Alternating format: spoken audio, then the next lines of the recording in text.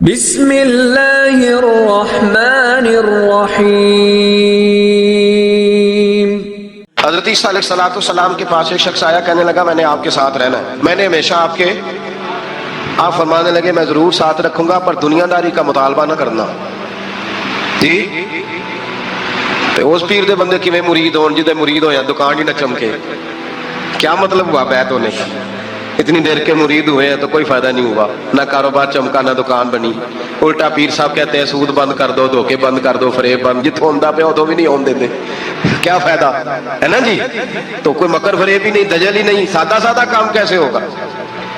حضرت عیسیٰ علیہ السلام کہنے لگے میرے ساتھ رہنا ہے تو دنیا داری سے، بولیے دنیا داری سے بچنا۔ کہنے لگا جی بالکل صحیح ہے۔ آپ فرمانے لگے چلو ٹھیک ہے۔ حضرت عیسیٰ نے چاہا کہ اس کا امتحان کریں، فرمایا پہلے دن وہ آیا ہے صحبت صلح میں رہنے کے لیے، خیر سیکھنے کے لیے۔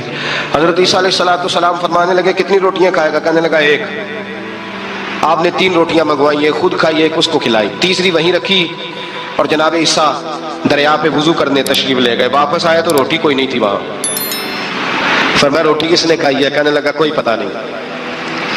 جناب عیسیٰ علیہ السلام نے نا اس کو معجزہ دکھایا۔ ایک ہرن جا رہی تھی، اس کے ساتھ 2-3 چھوٹے چھوٹے بچے تھے۔ حضرت عیسیٰ علیہ السلام نے ہرن کا ایک بچہ پکڑا، اس کو ذبح کیا۔ ہرن بھی کھڑی ہو گئی، باقی بچے بھی کھڑے ہو گئے، ذبح کیا اور ذبح کر کے اس کا گوشت بھونا، اس کو بھی کھلایا، خود بھی اتنا کھایا کہ سیر ہو گئے، ڈکار آنے لگے۔ فرمایا کھایا نا تم نے؟ لگا حضور کھایا ہے۔ فرمایا پیٹ میں بھی ہے؟ کہا ہے۔ ہرن کے ایک بچے کی ہڈیاں پڑی ہوئی تھیں، جناب عیسیٰ نے ساری ہڈیاں اکٹھی کر کے فرمایا کم باذن اللہ، اللہ کے حکم سے کھڑا ہو جا۔ وہ ہرن کا بچہ پھر زندہ ہو گیا۔ آپ فرمانے لگے ہرن کے بچے کا گوشت تیرے پیٹ میں بھی ہے، میرے پیٹ میں بچہ ہو جا رہا ہے، اب تو بتا دے روٹی کس نے کھائی ہے، اب تو بتا دے۔ کہنا جی کوئی پتہ نہیں، مجھے پتا۔ حضرت عیسیٰ علیہ السلام اس کو ساتھ لے گئے، دریا کے اس پار جانا تھا۔ فرمایا ہاتھ پکڑا چلو گزرو۔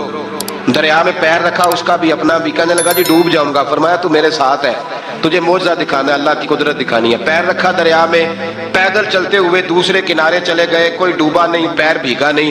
فرمایا اتنی بڑی تو نے معجزہ دیکھا ہے، اب تو بتا دے روٹی کس نے کھائی ہے؟ کہنے لگا جی پتا مجھے خبر، اللہ کے سامنے سارا ہی پتا ہوتا ہے، پتا نہیں مجھے، بولے بن جاتے ہیں نا منٹ میں۔ حضرت عیسیٰ کہنے لگے میں اللہ کا پیغمبر ہوں، مجھے منوانا آتا ہے۔ دریا کے اس پار گئے تو ریت تھی، صحرا کا علاقہ تھا۔ جناب عیسیٰ نے ریت کٹھی کی، چھوٹی چھوٹی ڈھیریاں لگائیں، 3 ڈھیر ریت کے لگ گئے، 3 ڈھیر۔ جب 3 ڈھیر لگ گئے تو جناب عیسیٰ علیہ السلام نے پھونک ماری، وہ ساری کی ساری ریت سونا بن گئی۔ حضرت عیسیٰ علیہ السلام کہنے لگے یہ 3 حصے ہیں سونے کے، ایک حصہ میرا ہے، ایک تیرا ہے، اور تیسرا اس کا جس نے تیسری روٹی کھائی ہے۔ کہنے لگا جی میں نے ہی کھائی ہے۔ تیسرا حصہ اس کا جس نے تیسری روٹی کھائی۔ کہنے لگا جی روٹی، فوراً مان گیا، بے قدرہ کچھ قدر نہ جاتی، کیتی خوب تسلی ہو، اے دنیا دار پجاری زردے کتیاں دے گل ٹلی ہو، میں نے ہی کھائی ہے۔ وہ میاں صاحب کمال کر گئے، وہ ایک شخص لے گیا میاں محمد بخش علیہ رحمہ کو تانگے پہ بٹھا کے، کہنے لگا یہ پیلی بھی میری، وہ بھی میری، وہ باغ بھی میرا، یہ میرے چاچے کی، وہ میرے تائے کی، یہ میرے دادے کی، بڑے مالدار ہیں۔ آپ فرمانے لگے چل چھوڑ کوئی اور بات بھی کر۔ نہیں جی نہیں، وہ فلانی شے بھی میری۔ آپ فرمانے لگے یہ بتا تجھ سے پہلے کس کی تھی؟ کہنے لگا فلانے سے خریدی ہے۔ فرمایا اس سے پہلے کس کی تھی؟ چپ کر گیا۔ آپ فرمانے لگے دانش مندہ نہ کم نہ ہی دل دنیا نہ لانا، اس بوٹی کئی خامد کیتے، جو کیتا سو کھانا، چھوڑ اس کی بات نہ سنا، اس کا تو کبھی کوئی مالک ہوتا ہے کبھی کوئی ہوتا ہے۔ کہنے لگا جی میں نے ہی کھائی ہے روٹی۔ تو حضرت عیسیٰ کہنے لگے تو نے ظلم کیا، نبی کی صحبت پر تو نے ایک روٹی کو فوقیت دی، ایک روٹی، اور مجھے دھوکہ دیا اللہ کے پیغمبر کو۔ فرمایا جا میں نے مال کا کیا کرنا ہے، سارا ہی سونا تیرا ہے، 3 ڈھیریاں تو ہی رکھ لے۔ حضرت عیسیٰ کہہ کے گزرے تو پیچھے سے ڈاکو آ گئے، تلواریں ہاتھ میں، 2 ڈاکو، سونا پڑا ہوا دیکھا۔ کہنے لگے تیرا ہے؟ اب میرا ہے۔ اٹھ دوڑ جا تجھے قتل کر دیں گے۔ منت کرنے لگا، کہنے لگا یار اس طرح کرو نا، بانٹ کے کھاتے ہیں، بانٹ کے کھا لیتے ہیں۔ بات طے ہو گئی، ایک ایک ڈھیری کے مالک ہو گئے۔ اب وہ بات چیت ہونے لگی، نام پتہ واقفیت ہو گئی، تعارف ہو گیا۔ اب وہ جو 2 ڈاکو تھے ان کو وہ شخص کہنے لگا بھوک لگی ہے یار کو روٹی کھاؤ، کچھ پیسے دے کے ایک کو بھیجا۔ وہ جو 2 ڈاکو تھے ان میں سے جو کمزور تھا اس کو بھیجا کہ جاؤ کھانا لے کے آؤ۔ وہ کھانا لینے گیا تو پیچھے سے کہنے لگا تیرا رشتہ دار ہے؟ کہا نہیں کوئی تعلق؟ کہنے لگا کوئی نہیں۔ آدھا حصہ کیوں دیتے ہو؟ کہنے لگے کمزور سا بندہ ہے، روٹی شوٹی لا دیتا ہے، میرے کام شام کرتا ہے، تو میں اس کو آدھا۔ اس نے کہا دفع کرو، چھوٹے چھوٹے کام کرتا ہے تم آدھا حصہ دیتے ہو، آتا ہے تو پکڑ کے قتل کر دیتے ہیں، سونا آدھا آدھا بانٹیں گے۔ ٹھیک ہو گیا جی۔ وہ جو روٹی لینے گیا تھا وہ بھی کہنے لگا مجھے تو نوکر سمجھا ہوا ہے نا، کھانے میں لاؤں، پانی میں لاؤں، بستر میں بچھاؤں، آج اتنا سونا ہاتھ آیا، بڑا ڈاکہ لگا، ان کو قتل کرتا ہوں نا دونوں کو، تو سونا میں قبضے میں کرتا ہوں۔ اس نے بھی دھوکہ دینے کا ارادہ کیا، کھانے میں زہر ملایا۔ امام راضی فرماتے ہیں وہ زہر ملا کھانا لے کے پہنچا، روٹی رکھی تھی، ان دونوں نے یک بارگی حملہ کیا، اسے قتل کر دیا۔ قتل کر کے لاش دریا میں پھینکی، مست ہو کے کھانے لگے۔ جب سیر ہوئے تو پھر پیٹ کٹنے لگا، انتڑیاں ٹوٹنے لگی، ناک منہ کان ہر چیز سے خون نکلنے لگا، چیخے مارتے کوئی سارا سونا لے لے ہمیں بچا لے، سارا کچھ لے لے جان بخش دے، رونے لگے تڑپنے لگے، لیکن اب کوئی بچانے نہیں آیا، کوئی داد رسی کو نہ آیا۔ تینوں لاشیں ایک دریا میں، دوسری وہاں، مر گئے، مردہ ہو گئے۔ حضرت عیسیٰ علیہ السلام چند گھنٹوں کے بعد گزرے تو لوگوں نے کہا حضور یہ کیا ہے؟ فرمایا دنیا داری کا انجام، لالچ کا انجام، دھوکے کا انجام، فریب کا انجام۔ او بھائی بیماری لگ گئی سیٹھ صاحب کو، مالدار صاحب کو، چودھری صاحب بیمار ہو گئے، کروڑوں روپیہ پڑا ہے تجوری میں، لیکن شفا کبھی خریدی نہیں جا سکتی، صحت کسی دکان سے ملتی نہیں، دھوکے سے اکٹھا کیا ہوا مال وہ پڑا ہے سامنے، لیکن اس کے منہ سے چند نوالے نہیں اتر رہے۔ یہاں تک حالات ہیں، ہماری عدالتوں کا اللہ حافظ ہے، اب وہاں کیس جاتے ہیں خلا کا کیس گیا، خاوند کے خلاف بی بی نے مقدمہ کر دیا۔ اب عورتیں اللہ ماشاءاللہ دھوکہ دیتی ہیں، ایڈریس غلط بتاتی ہیں، خاوند کو نوٹس گیا، اب اس کو ملے گا تو وہ عدالت میں آئے گا۔ میں آپ کو جینون کیس ایسے دکھا سکتا ہوں، میرے پاس لوگ مسئلہ پوچھنے آتے ہیں، غلط ایڈریس دیا، 3 پیشیوں پہ خاوند نہیں گیا تو عدالت نے طلاق کی ڈگری جاری کر دی۔ کسی فقہ کے کسی مفتی کے نزدیک طلاق نہیں ہوتی، لیکن عورتیں دوسرا نکاح کر کے پھر رہی ہیں۔ کسی سنے غور کرے، اس میں اختلاف بھی نہیں ہے، مسالک کا نکاح نہیں، لیکن طلاق۔ اب ہم نے دھوکہ دیا، بھائی دیکھیں میرے پاس طلاق ہے یونین کونسل کی، یہ میرے پاس طلاق ہے عدالت کی، یہ میرے کیا کر طلاق نکاح یونین کونسل کے ساتھ ہوتا ہے کہ خاوند کے ساتھ؟ اور بولے تو صحیح یار، کس کے ساتھ ہوتا ہے؟ تو طلاق یونین کونسل دے گی، خاوند دے گا؟ عجیب تماشا ہے، عدالت کے ساتھ نکاح ہوا کہ خاوند کے ساتھ؟ عجیب بات ہے بھائی، کسی جاؤ چوتھے آدمی سے کو طلاق دے دے، کیسے طلاق ہو؟ موٹی سی بات ہے، اور لوگ آ کے گھر بسانا ہوتا ہے نا، اور اللہ معاف کرے اس دھوکے میں کئی دفعہ سرپرست بھی شامل ہوتے ہیں اور دلیلیں دیتے ہیں، کہتے جی نہیں پھر ڈالتے غلط ہے، پاکستان کا قانون۔ میں نے کہا مجھے کیا بتاتے ہو، پاکستان کے قانون عدالت کی میں بات ہی نہیں کرتا، میں تو رسول اللہ کی بات کرتا ہوں، تو نبی پاک کی بات کر رہا ہوں۔ جب مصطفیٰ کریم کا قانون آ گیا تو بات ختم ہو گئی، وہ کوئی سا بھی قانون ہو۔ دھوکہ اتنا عام ہے، فریب اتنا عام ہے، جھوٹ اتنا عام ہے، دجل اتنا عام ہے، لوگ ہر بات میں دھوکہ، دینداری میں دھوکہ، نکاح اور طلاق میں دھوکہ، ہر جگہ لوگ دھوکے کے ساتھ جینا چاہتے ہیں۔ فریب اور فراڈ کا لائسنس، اگر آپ ناراض نہ ہو جائیں، جس وکیل نے کیس پکڑا ہوتا ہے اسے پتا ہوتا ہے کہ جو آدمی میرے پاس لے کے آیا جھوٹا ہے کہ سچا ہے، پتا ہوتا ہے کہ نہیں؟ چلو ہونے کا مطلب یہ نہیں کہ تسی وکیلاں دے دوالے ہو جائے، لیکن یہ بتائیں اسے خبر ہوتی ہے کہ نہیں؟ نہیں تو کوئی نہیں پتا اس گل کا، پتا ہوتا ہے نا، تو پھر کیوں اس کا کیس لے کے عدالت میں جاتا ہے؟ پتا ہے نا سارا۔ جو گاہک ساتھ گئے ہوئے، اور ہمارے معاشرے میں تو مرد ہونے کی علامت ہے، مرد ہونے کی، چودھری ہونے کی علامت ہے کہ یار اگر کوئی غلطی کر کے آیا تو اس کی سپورٹ کرنی ہے، یہ مرد ہونے کی علامت ہے، یہ مرد ہونے کی علامت ہے۔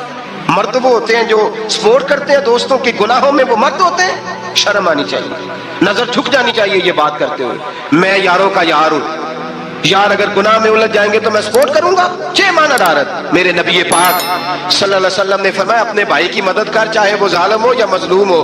تو صحابہ نے کہا حضور ظالم کی مدد کیسے کریں؟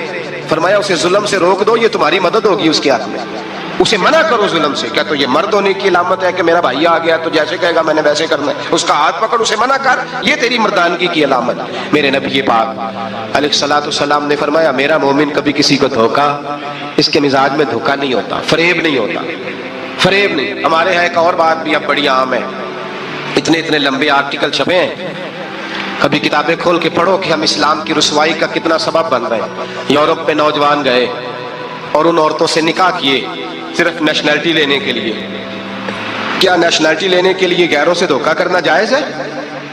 میرے نبی پاک صلی اللہ علیہ وسلم بدر میں تھے، 2 صحابی آ رہے تھے، دونوں بہادر صحابی تھے، رستے میں ابو جہل سے ملاقات ہو گئی۔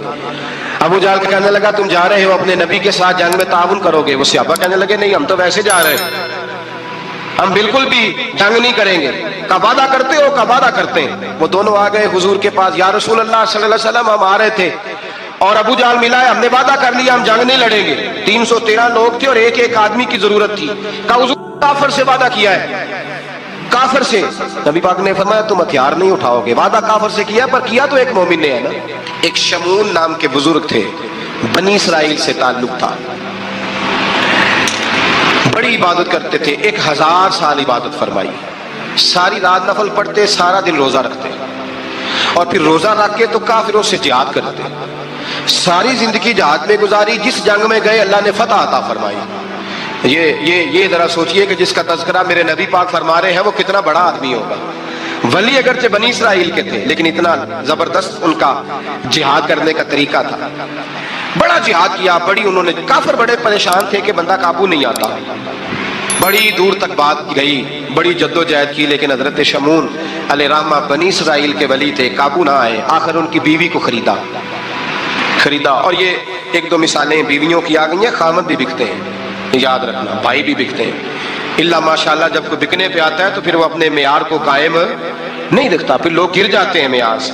بیوی کو خریدا، کہنے لگے تو نے اس کے ساتھ رہ کے کیا وقت گزارا ہے؟ کہنے لگی کوئی سکھ نہیں پایا، ایک وقت روٹی ایک وقت کی بھوک، درویشی کا درس دیتا ہے، کچھ بھی نہیں ملا۔ حضرت شمون علیہ رحمہ کی بیوی جب خریدی گئی، کہنے لگے جب چونکہ یہ کم سوتے ہیں اور جتنی دیر سوتے ہیں گہری نیند سوتے ہیں، جب گہری نیند سو جائے تو رسیوں کے ساتھ جکڑ دینا۔ امام غزالی علیہ رحمہ نے اس کو لکھا ہے، رسیوں کے ساتھ جکڑ دیا بیوی نے۔ حضرت شمون اٹھے نہ تو اپنے آپ کو رسیوں سے بندھا ہوا دیکھا، اللہ اکبر کہا، جب اللہ اکبر کہا تو ساری رسیاں ٹوٹ گئیں۔ بیوی سے کہنے لگے تو نے کیوں باندھا؟ اس نے پھر دھوکہ دیا، کہنے لگی ہر جنگ میں لوگ آ کے بتاتے تھے تیرا خاوند بڑا دلیر ہے، میں نے کہا میں بھی دیکھوں کتنا دلیر ہے۔ سارے ایک نیا رنگ، ایک نیا روپ، ایک نیا طریقہ، تو میں نے تو آزمایا ہے، اور یہ تو چھوٹی چھوٹی رسیاں تھیں۔ آپ فرمانے لگے چلو ٹھیک ہے اگر تو نے آزمایا ہے تو پھر دیکھ بھی لیا ہے۔ کچھ دنوں کے بعد اس نے زنجیروں سے باندھ دیا، لوہے کی زنجیروں سے، اٹھے تو بندھا ہوا پایا، اللہ اکبر کا تو زنجیریں بھی ٹوٹ گئیں۔ فرمانے لگے یہ تو نے کیا کیا؟ کہنے لگی دیکھنا چاہتی تھی، کچی رسیاں تو توڑ لیتے ہو، زنجیریں بھی ٹوٹتی ہیں کہ نہیں؟ ہاں بھائی ٹھیک آ کے لوگ بتاتے ہیں تو واقعی دلیر ہے، ہر جنگ میں کامیاب ہوتا ہے۔ اب قریب بیٹھنے لگی، کھانا اپنے ہاتھوں سے کھلانے لگی، فریب کرنے لگی، دھوکہ دینے لگی۔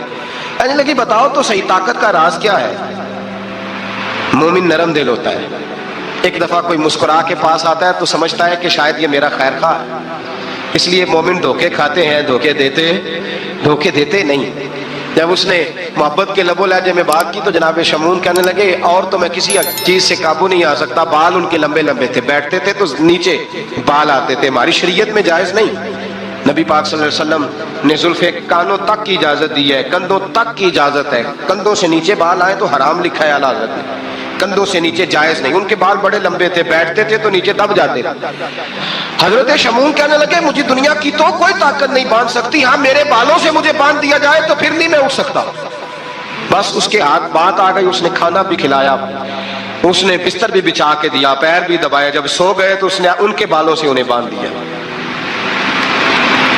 اور کافروں کو جا کے بتایا کہ آج نہیں کھل سکے گا۔ جب اٹھے تو بندھا ہوا دیکھا، بیوی کی طرف دیکھا، تجھے خیال نہیں آیا کھول دے؟ کہنے لگی ساری زندگی غربت دی تو نے، یہ دیکھ مجھے ہیرے ملے ہیں، کنگن ملے ہیں، یہ دیکھ میرے کانوں میں ہیرا سونا چاندی ہر چیز، چل جا، تیرا کیا کرنا ہے؟ ساری رات عبادتیں، سارا دن تو ذکر فکر اور جہاد میں گزار دیتا۔ دھوکہ دیا۔ ان کافروں نے آ کے ستون کے ساتھ چارپائی اٹھائی اور ستون کے ساتھ کھڑی کی، پھر رسیوں اور زنجیروں سے باندھا۔ اللہ کے ولی کا سب سے پہلے ناک کاٹا، پھر تلوار کے ساتھ کان کاٹے، پھر آنکھیں نکالی۔ جب زبان کاٹنے لگے تو انہوں نے اللہ کو آواز دی، کہا میرے مولا میں کوئی لاوارث ہوں کہ کوئی مجھے دھوکہ دے اور اس انداز میں قتل کر دے؟ مولا میں دھوکے کھاتا رہا، میں کوئی لاوارث تو نہیں؟ جب یہ دعا فرمائی تو پھر بجلی چمکی، پھر اللہ کا قہر برسا۔ امام غزالی فرماتے ہیں وہ کافر جو آئے تھے وہ جلے، اس طرح جلے کہ ان کی ہوا بھی اڑ گئی۔ اب وہ بی بی دوڑی آئی، اور پیروں میں بیٹھی کہنے لگی بخش دو. آپ فرمانے لگے ساری زندگی میں تیرے دھوکے کھاتا رہا، اب اللہ کی لاٹھی چلنے لگی ہے، اس کی آواز نہیں ہوتی، اب تو خدا کے حوالے ہے. پیروں سے آگ چلی. کہنے لگے وہ دیکھنا سونے سے کہہ تجھے بچائے، وہ جو تیرے ہاتھوں میں ہیرے کے کنگن ہیں انہیں کہہ تیری حفاظت کرے، اب وہ جو تیرے کانوں کے اندر سونے چاندی کی بالیاں اور کانٹے ہیں اور جھومر ہیں ان کو کہہ تیری تجھے نجات دلائے.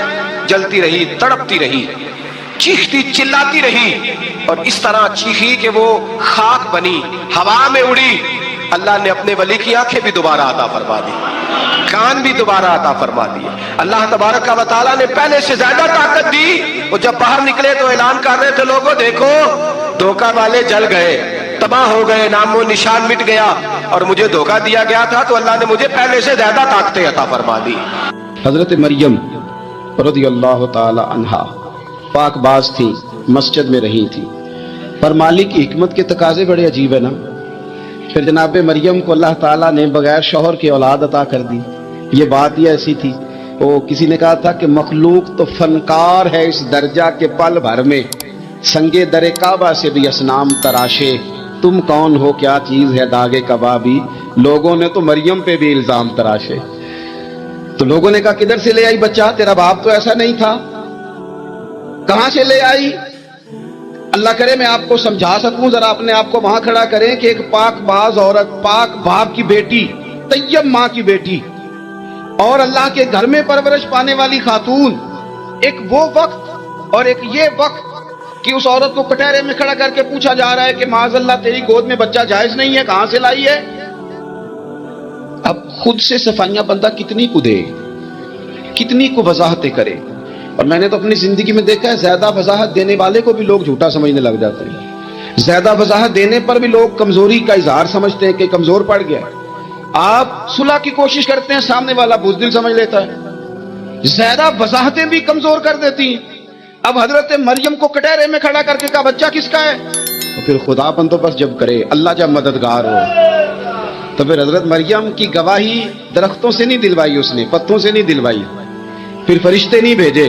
حضرت مریم کہنے لگی مجھ سے نہ پوچھو، وہ جو پنگوڑے میں ہے اسی سے پوچھ لو، ان سے پوچھو نا وہ کون ہے، پوچھ لو ان سے، کر لو سوال. انہوں نے کہا پنگوڑے میں چند دنوں کا بچہ، یہ جواب دے گا؟ مددگار تھا رب. ان کی برات کا اعلان کرنا تھا مالک نے، اور جب مالک اعلان کر دے، جب مالک تیری صفائی دینا چاہے، جب مالک تجھے دنیا کے سامنے نکھارنا چاہے، تو پنگوڑے میں لیٹے حضرت عیسیٰ بول کے کہنے لگے انی عبداللہ آتانی الکتاب، فرمایا میں اللہ کا بندہ ہوں، رب نے مجھے کتاب عطا کر کے نبی بنا کے دنیا میں بھیجا ہے. میں اللہ کا بندہ ہوں، کتاب لے کے آیا ہوں، نبی بن کے آیا. دل پنگوڑے سے اعلان ہو گیا. پھر بچہ بول پڑا. اور یہ ایک دفعہ نہیں بات ہوئی، یہ بنی اسرائیل میں ایک جریج نام کے شخص بھی تھے جو نماز پڑھ رہے تھے. بعض نے لکھا ہے نفل نماز تھی. اماں نے پکارا تو آئے نہیں، تو ماں کے منہ سے نکل گیا تو اتنی دیر تک مرے گا نہیں جب تک کسی بے حیا عورت کا منہ نہ دیکھ لے. تو وہ عبادت گزار تھے، لیکن لوگوں نے ان کی عبادت، ریاضت، پرہیزگاری کو نہیں دیکھا. بس ایک عورت کو بھیج کے الزام لگوا دیا. وہ عورت آیا جایا کرتی تھی، اب آ جاتی ہیں عورتیں مسئلہ پوچھنے کی نیت سے بھی آ جاتی ہیں. ماحول میں کچھ جگہ ایسی بھی ہیں جہاں عورتیں دم کرانے کے بہانے آ جاتی ہیں. وہ خاتون آتی جاتی تھی اس خانقاہ پہ، آستانے پہ، یہ بخاری میں موجود ہے. پھر اس نے کہا میری گود میں جو بچہ ہے یہ انہی کا ہے. مجھے بتائیں کیسے بندہ وضاحت دے؟ حالات خراب ہو گئے، لوگ کٹیا جلانے لگے، ماحول اور طرح کا بن گیا. میرے نبی پاک علیہ الصلوۃ والسلام فرماتے ہیں پھر اس رب کے بندے نے کہا مالک تو کریم ہے، تیری مشیت کا تقاضا آیا جو میری ماں نے جملے بولے تھے، پر اب میں وضاحت دینے کے قابل نہیں رہا. اب تو ہی کرم کرے گا تو دروازہ کھلے گا. تو وہ چند دنوں کا بچہ پنگوڑے میں بول کے کہنے لگا میں اس درویش کا نہیں، میں تو فلانے چرواہے کا بچہ ہوں، وہ جو بکریاں چراتا ہے. رب کی مدد کو پکاریں، اپنے ساتھ اپنے مالک کی مدد کو شامل کریں. تھوڑے رزق پر بھی گزارا اچھا ہونے لگ جائے گا. سارے لوگ آپ کو گرانے کی تدبیریں کر رہے ہوں گے اور مالک آپ کو عزتیں عطا فرما دے گا. اس کی بارگاہ سے حکمت کا تقاضا اور ہو جائے گا. ہم نے ساری زندگی لوگوں کو راضی کرنے میں گزار دی.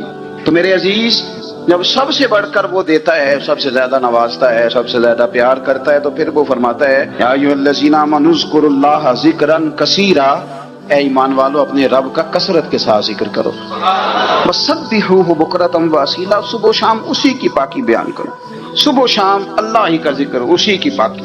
بہت زیادہ تفصیلات نہیں، لمبی ڈیٹیل نہیں، صرف آپ اتنا تجربہ کر لیں کہ ہم دن میں اپنی تعریف زیادہ کرتے ہیں یا اپنے رب کی تعریف زیادہ کرتے ہیں، ہمارا اپنے آپ کو سجانے سنوارنے میں خیال زیادہ رہتا ہے یا رب کی رضا پہ توجہ زیادہ رہتی ہے۔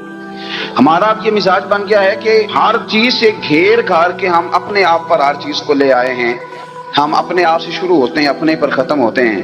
میرے رسول پاک صلی اللہ علیہ وسلم نے فرمایا جو اللہ کا ذکر کرے اور جو اللہ کا ذکر نہ کرے، مثل الحی والمیت، ان کی مثال اس طرح ہے جس طرح زندہ اور مردہ کی ہوتی ہے۔ گویا ذکر کرنے والا زندہ ہے، نہ کرنے والا مردہ۔ یہ جس نے سارا دن رب کو یاد ہی نہیں کیا، اس کو سارا دن خیال ہی نہیں آیا، آپ کہیں سفر پہ نکلے ہوں، کہیں آپ دور گئے ہوں نا، تو آپ کو خیال آتا ہے یار صبح کی میں نے گھر ہی بات نہیں کی، صبح سے میں نے آج گھر فون نہیں کیا، کوئی رابطہ نہیں کیا، کوئی معلومات نہیں کی۔ گھر میں سے کوئی سفر پہ ہو، ایک تو یہ کہ آپ گئے ہوں اور ایک یہ کہ کوئی گھر میں سے گیا ہو، تو دن میں اسے فون کر کے پوچھنے کہاں پہنچے ہو، جس کام گئے تو اس کا کیا بنا، خیال آتا ہے۔ اور اگر آپ نے کسی کو بھیجا ہو اور پیچھے سے فون نہ کریں تو وہ بھی کہہ دیتا ہے یار تو نے سارا دن حال ہی نہیں پوچھا۔ یعنی بندوں کے ساتھ بندوں کا رشتہ ہو تو دن میں یاد نہ کریں تو شکوہ آتا ہے، تو مجھے بتاؤ سارا دن ہی گزر جائے ایک تسبیح بھی نہ پڑھی جائے، یعنی سارا دن بیت جائے اور انسان ایک تسبیح سبحان اللہ کی نہ پڑھ سکے، باقی اسے ساری کہانیاں آتی ہوں، باقی اسے سارا پتا ہو، لیکن سارا دن بیت گیا، 24 گھنٹے گزر گئے اور اس کو اتنی توفیق نہیں ہوئی کہ 100 دفعہ مدینے والے رسول پہ درود و سلام ہی پڑھ لیتا، سارا دن ہی گزر گیا، اس نے سوچا ہی نہیں۔ تو ہم نے یہ کیا ہے کہ ہمارا جو خاص ذکر کرنے کا مزاج اور ماحول اور شوق ہونا چاہیے تھا، وہ شوق ہمارا برقرار نہیں رہا، وہ ذوق نہیں ہمارا رہا۔ یعنی فارغ بیٹھے لوگ ہیں، بڑی دیر فارغ بیٹھے ہیں، کہتے ہیں جی میں صبح سے فارغ ہوں، بور ہو رہا تھا، کوئی سپارہ پڑھ لینا تھا، کچھ تھوڑا سا نا مہربانی کر لینی تھی، کچھ آپ نے ایک تسبیح استغفار کی پڑھ لینی تھی۔ کس طرح آپ بور ہو گئے، آپ نے سارا دن اللہ کو یاد ہی نہیں کیا، توجہ نہیں فرمائی۔ اور پھر اگر آپ اللہ کا ذکر کریں اور جس صفاتی نام کے ساتھ آپ اپنے رب کو یاد کر رہے ہیں اس کا معنی سمجھ کے کریں، یا رحمانو یا اللہ، یا رحمان یا رحمان یا رحمان، جب آپ کہیں گے تو پھر عرش کا مالک بڑی رحمت نازل فرمائے۔ جب آپ کہیں گے یا کریم یا کریم یا کریم، تو پھر وہ کرم کے دروازے کھول دیتا ہے۔ آپ کا ایک خاص رنگ ہو۔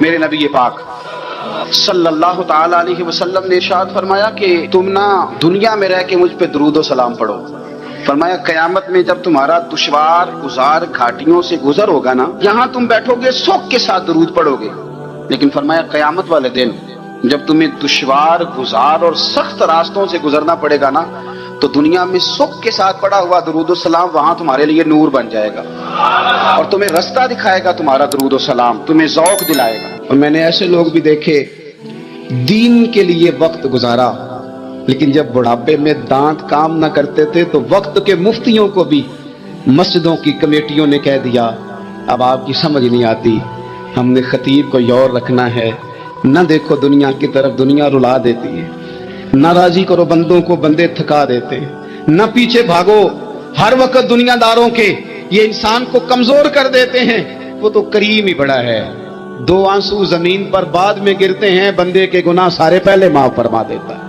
اللہ کی مدد کا حصول، اپنے مالک کی مدد کی طرف بڑھنا، آپ کو بدر کی جنگ بھی یہی درس دے گی، آپ کو احد کا میدان بھی یہی سبق دے گا، فتح مکہ بھی یہی سبق دے گا۔ میرے دوستو، جب رب مدد فرمائے، جب اللہ مددگار بنے، دوستوں سے ایک بات اکثر کرتا ہوں، میں کہتا ہوں کہ جتنے درد سے آپ امیر کو اپنی کہانی سناتے ہیں نا، اور جس طرح آپ کے آنسو بات کرنے سے پہلے گر جاتے ہیں کہ غریب ہیں، بچیاں ہیں، کاروبار نہیں، او میرے سنگیو، اس سے آدھے آنسو اپنے رب کی بارگاہ میں بکھیرو، اس کے حضور عرض گزار ہو جاؤ، اس سے طلب کرو۔ ایک وقت انسان پر زندگی میں ایسا آتا ہے کہ اسے یوں محسوس ہوتا ہے کہ میرا سایہ بھی ذرا سا پیچھے ہٹ گیا ہے، اسے یوں لگتا ہے کہ میں کسی سہارے پہ ہاتھ ڈالتا ہوں تو وہ بھاگ جاتا ہے مجھ سے، لیکن مالک کی بارگاہ ایسی عظیم بارگاہ ہے، رب رسول کے آستانے اتنے بڑے ہیں کہ آپ جب وہاں کشکولے طلب دراز کرتے ہیں تو جھولی پھیلانے میں دیر لگتی ہے، ان کو بھرنے میں تو کوئی دیر نہیں لگتی. ہم نے اپنا سوچ کا قبلہ ہی دنیا کو بنا لیا ہے. یہ جو اللہ والوں کی مدد ہے یہ تو عین اللہ ہی کی مدد ہے، لیکن یہ جو سیٹھوں کی طرف توجہ کرنا، نوابوں کی طرف توجہ کرنا، دنیا داروں کی طرف توجہ کرنا اور اپنا مزاج اس طرح کا بنا لینا، یارو گردن کو جھکا دیتا ہے خیرات کا پتھر، جہاں میں مانگنے والوں کے سر کبھی اونچے نہیں ہوتے.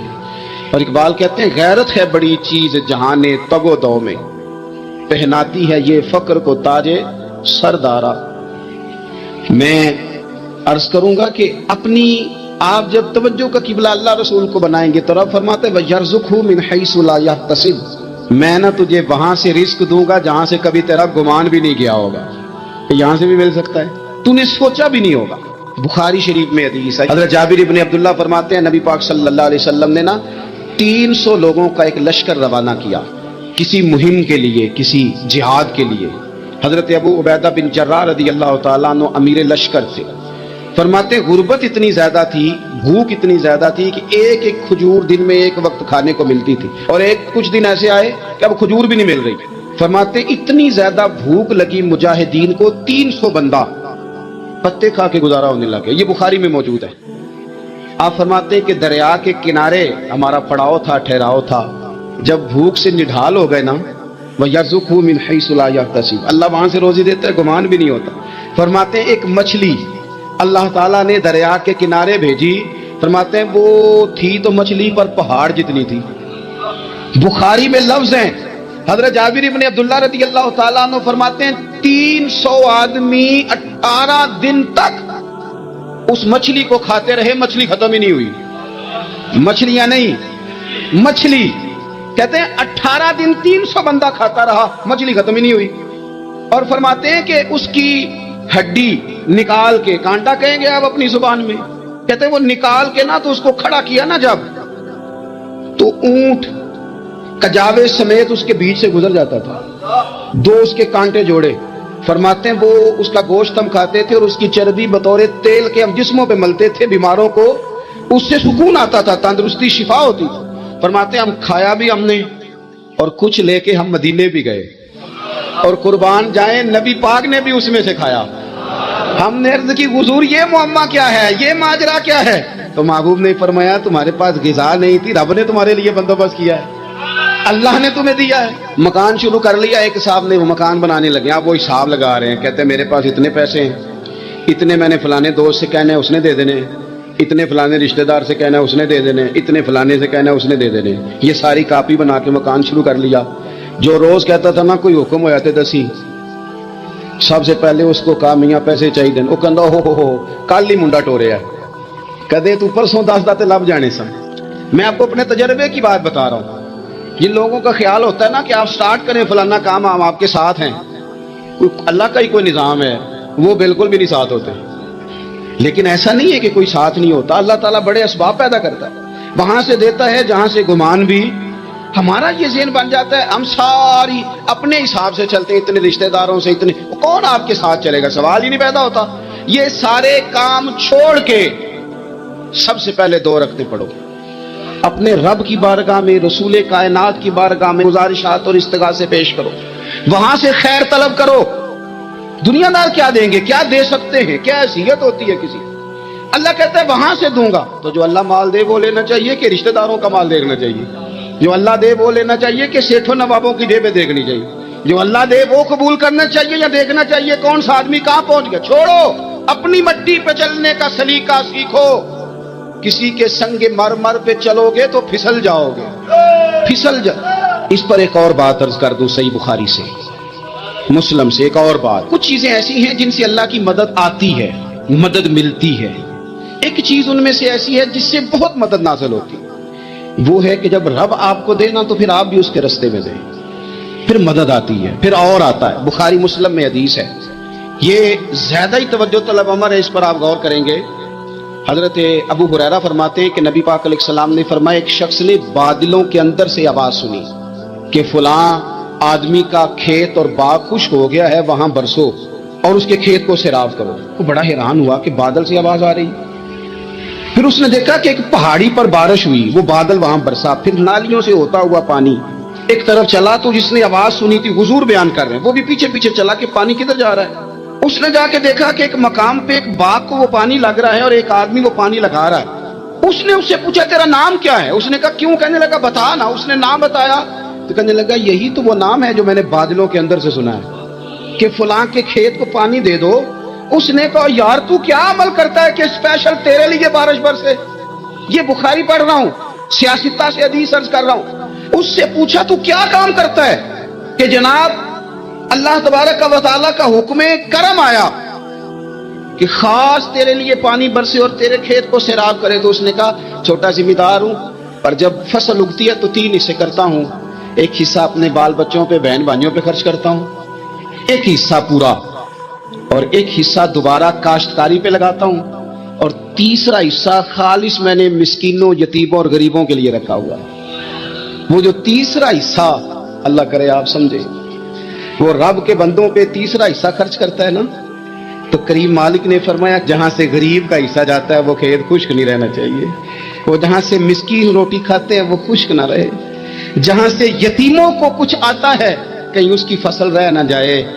میں اور آپ بھی اگر اپنے مال میں مسکینوں، یتیموں، غریبوں کے حصے رکھ لیں گے تو فصلیں خشک نہیں رہیں گی، ان کے اندر تازگی آئے گی، نور آئے گا، کرم آئے گا، خاص کر خدا کی رحمت برسے گی، مدد اللہ سے چاہیں، اپنی توجہات کا مرکز رب رسول کی ذات کو بنائیں، پھر آپ محسوس کریں گے کہ بڑی جلدی اللہ تعالیٰ کی مدد آنے لگی ہے۔ کبھی آپ صرف کہہ دیں نا میرا رب میرے ساتھ ہے، اس لفظ میں اتنی طاقت ہے کہ دشمن ویسے زہر ہو جاتا ہے۔ زندگی میں کسی سے بھی لڑائی ہو اچھی طرح سوچ لیں کہ اللہ اس طرف ہے یا اس طرف ہے۔ اگر آپ زیادتی پہ ہیں تو پھر رب مظلوم کی جانب ہے۔ اگر اللہ کی مدد آپ کے ساتھ ہے تو دنیا کی کوئی طاقت آپ کو گرا نہیں سکتی، اور اگر آپ مظلوم کے مقابلے میں ظالم بن کے آپ کھڑے ہو گئے ہیں اور آپ نے رویہ وہ اختیار کیا ہے کہ جس میں مدد نہیں آئے گی، تو پھر یاد رکھ لیں کہ آپ کوئی بھی ہیں، کہاں بھی ہیں، آپ کمزور ہیں۔ طاقتور تھے ابتدائے اسلام میں، ظاہری طاقت تھی کفار مکہ کے پاس، وہ ڈنڈوں سے مارتے تھے غریبوں کو، ان کے ہاتھوں میں ڈنڈے تھے، پر خدائی طاقت ان مظلوموں کے ساتھ تھی۔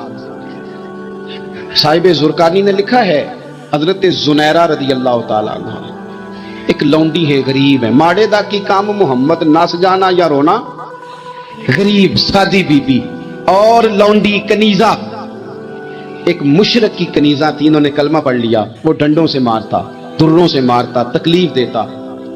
حضرت زنیرہ رضی اللہ تعالیٰ عنہ کو اتنا مارا، اتنا مارا۔ اب آپ ایک اور پہلو پر بھی غور کریں، مار بھی پڑ رہی ہے پر خدا ادھر ہی ہے، اللہ کی مدد ادھر ہی ہے۔